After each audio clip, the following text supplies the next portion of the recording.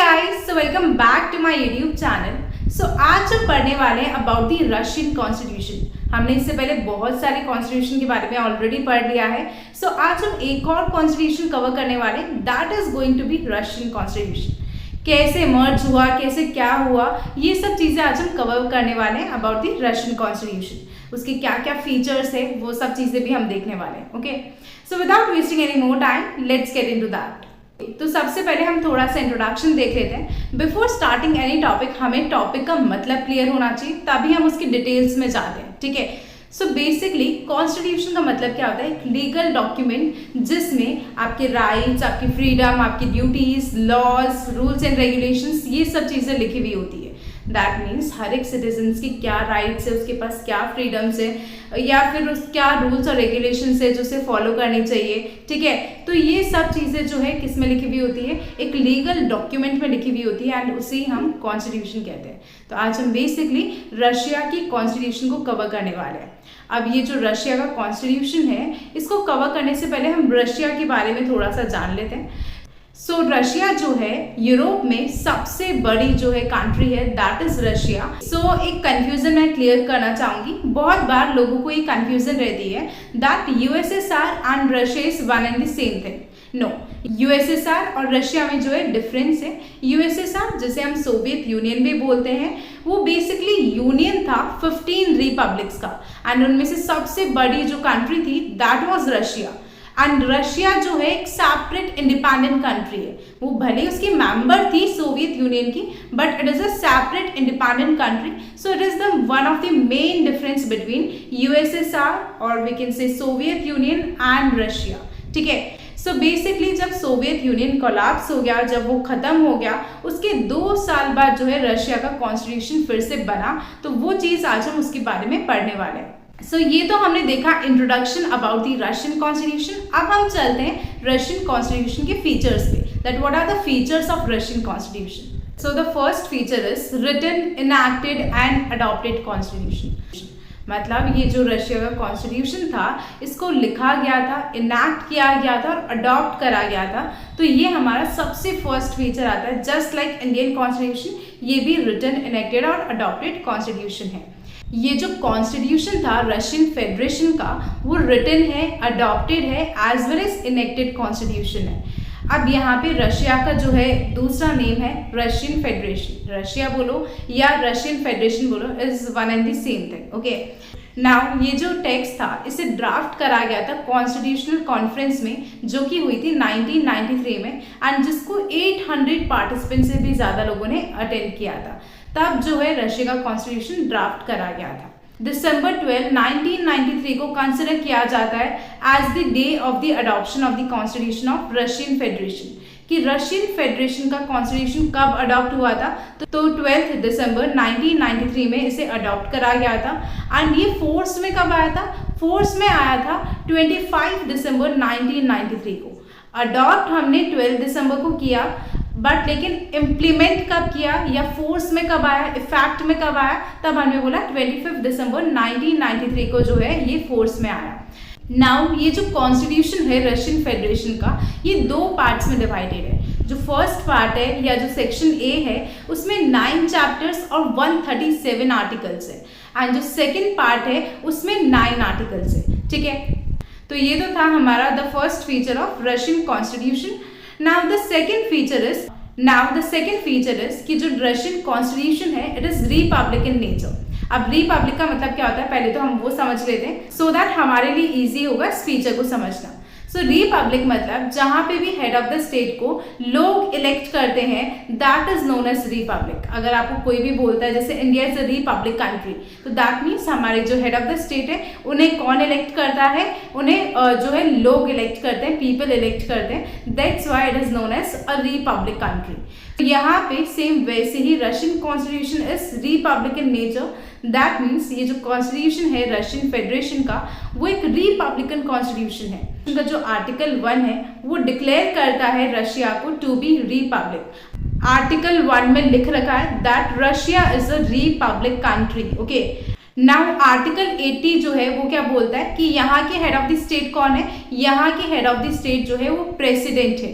ठीक है, सो ये जो रशियन कॉन्स्टिट्यूशन का आर्टिकल 80 है वो ये बोलता है कि यहाँ के जो प्रेसिडेंट है he is the head of the state. वो क्या है? हेड ऑफ द स्टेट है। एंड आर्टिकल 81 क्या बोलता है कि वो जो हेड ऑफ द स्टेट है, दैट मीन्स जो प्रेसिडेंट है, उनको लोग इलेक्ट करेंगे for a term of 4 years. 4 years की टर्म के लिए उनको लोग इलेक्ट करेंगे। सो इन सब चीज़ों से हमें पता चलता है that Russian constitution is a Republican constitution, or we can say that Russia is a republic country. Okay, now the third feature of Russian constitution is federalism.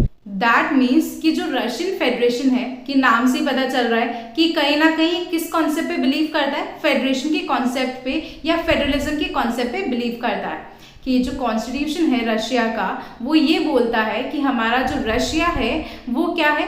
वो बेस्ड है फेडरलिज्म के ऊपर। दैट मीन्स फेडरलिज्म का मतलब ये होता है जहां पे आपकी गवर्नमेंट 2 लेवल्स पे डिवाइडेड हो, सेंट्रल लेवल पे एंड स्टेट लेवल पे, या गवर्नमेंट की जो पावर्स है वो 2 लेवल्स पे डिवाइडेड हो। दैट मीन्स सेंट्रल लेवल पे भी एंड स्टेट लेवल पे भी जब ये डिवाइडेड है तब हम कहते हैं फेडरलिज्म या फेडरेशन। ठीक है, तो सेम रशिया भी जो है वो फेडरेशन में डिवाइडेड है। वहां पे 21 रिपब्लिक्स है, 6 टेरिटरीज है, 49 डिस्ट्रिक्ट्स है, 1 ऑटोनॉमस रीजन है and 10 national areas and 2 federal cities है। तो यहाँ पे इस तरीके से उन्होंने बता रखा है कि कैसे रशिया जो एक फेडरेशन है या फेडरलिज्म कॉन्सेप्ट के ऊपर बेस्ड है। ठीक है, ये कॉन्स्टिट्यूशन के कौन से आर्टिकल में बता रखा है? तो ये आर्टिकल 65 डिस्क्राइब करता है ये सब चीजें। Okay, now the next point is supremacy of the constitution, कि यहाँ पे जो कॉन्स्टिट्यूशन है is the supreme law of the land. सबसे बड़ा लॉ या कोई कानून है तो कौन है? कॉन्स्टिट्यूशन है। दैट मीन्स अगर कॉन्स्टिट्यूशन में कुछ भी चीज लिखी हुई है आप उसके ऊपर कुछ नहीं कर सकते हो। फाइनल डिसीजन जो भी होगा वो कॉन्स्टिट्यूशन के प्रोविजंस के अकॉर्डिंग होगा। इवन जो लेजिस्लेचर भी है वो भी लॉस नहीं बना सकती कॉन्स्टिट्यूशन के प्रोविजंस को नेग्लेक्ट करते हुए। इवन जो लेजिस्लेचर है वो भी लॉस नहीं बना सकती against the provisions of constitution, कि कॉन्स्टिट्यूशन के प्रोविजंस के अगेंस्ट में जाके वो कोई भी लॉज या कोई भी कानून जो है वो नहीं बना सकती। सो यहाँ पे constitution is the supreme law of the land. Okay, and हर किसी को कॉन्स्टिट्यूशन को फॉलो करना है, उसमें जो भी रूल्स एंड रेगुलेशंस है उसको फॉलो करना है। तो the next feature is bicameral legislature. Bicameral legislature मतलब क्या होता है? लेजिस्लेचर मतलब लॉ मेकिंग बॉडी, ऐसी बॉडी या एक ऐसा इंस्टीट्यूशन जो कि लॉज बनाता है उसे हम बोलते हैं लेजिस्लेचर। एंड बायकैमरल मतलब होता है, bi means 2, cameral means house.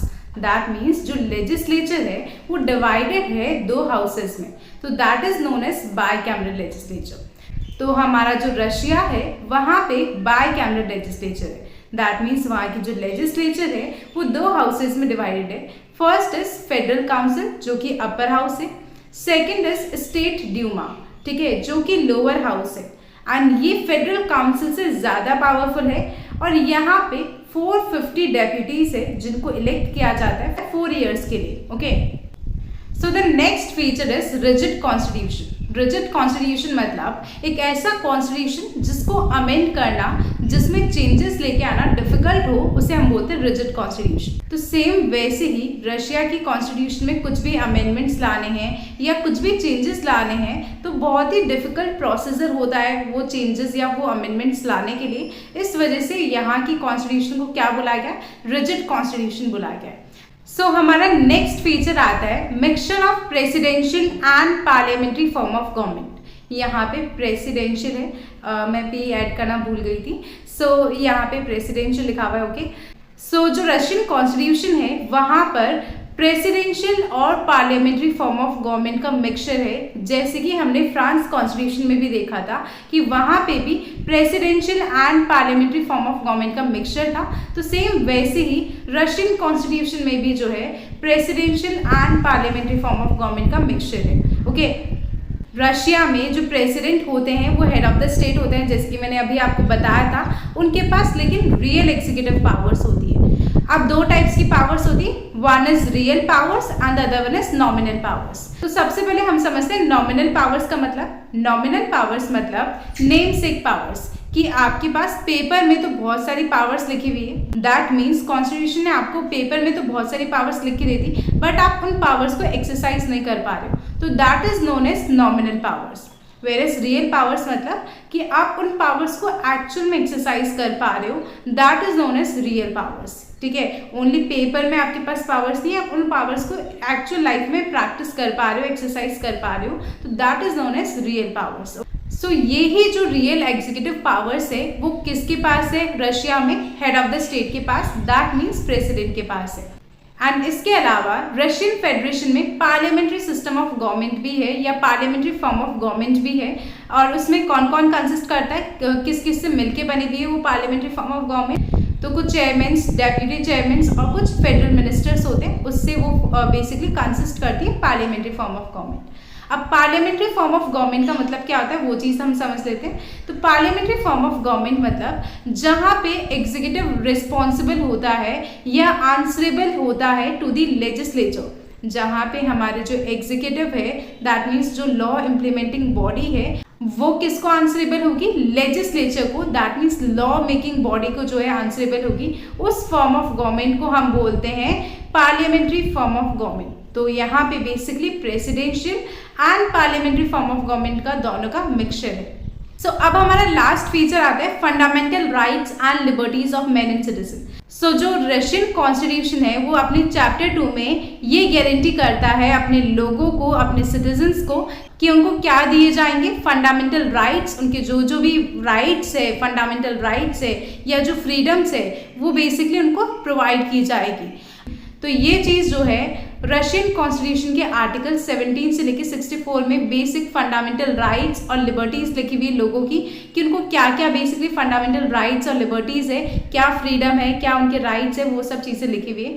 Like जैसे उनको राइट टू लाइफ है, right to equality, right to speech, right to expression, ये सारे राइट्स जो है वो सब मेंशन है in the article 17 to 64। Okay, so that was it. आज हमने बेसिकली डिस्कस किए जितने भी फीचर्स थे रशियन कॉन्स्टिट्यूशन के, वो सब हमने डिस्कस करे एंड हमने उसका इंट्रोडक्शन भी देखा। तो आई होप आपको ये क्लियर हुए हो। अगर फिर भी आपको कोई भी क्वेरीज रहती है या कोई भी डाउट्स रहते हैं आपके, then you can always ask me in the comment section and I will try to reply all your comments. Okay, and अगर आपको वीडियो अच्छी लगी हो या थोड़े भी कॉन्सेप्ट्स क्लियर हुए हो या कुछ भी समझ में आया हो, then don't forget to hit that like button and या अपने फीडबैक्स ज़रूर शेयर कीजिएगा मेरे साथ। मेरे को आपके फीडबैक्स जो है एक मोटिवेशन देते हैं नई नई वीडियोस लाने का। So please do share those feedbacks with me that are you all liking my videos और नॉट, मेरे को कहाँ पे इम्प्रूव करना चाहिए या कौन से नेक्स्ट टॉपिक पे मेरे को वीडियो लेके आनी चाहिए, या क्या चीज़ मेरी आपको समझ में आ रही है या क्या नहीं आ रही है। सो ये सारे फीडबैक्स प्लीज़ मेरे साथ ज़रूर शेयर कीजिएगा। And yeah, don't forget to subscribe to my YouTube channel and press that bell icon to get notified. So yeah, bye bye, take care.